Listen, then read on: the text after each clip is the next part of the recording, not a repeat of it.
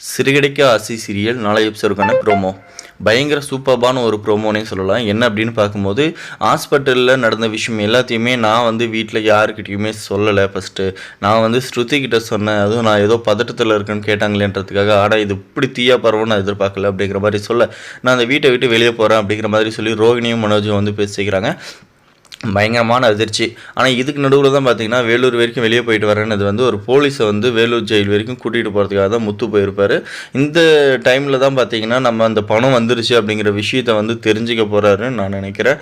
அது மட்டுமே இல்லாமல் நம்ம ஸ்ருதி பார்த்திங்கன்னா, இப்போது ரோகிணியோட எல்லா விஷயத்தையும் நான் வெளியே கொண்டு வரேன் அப்படிங்கிற மாதிரி முடிவு பண்ணிவிட்டு அந்த ஹாஸ்பிட்டல் போயிருப்பாங்க.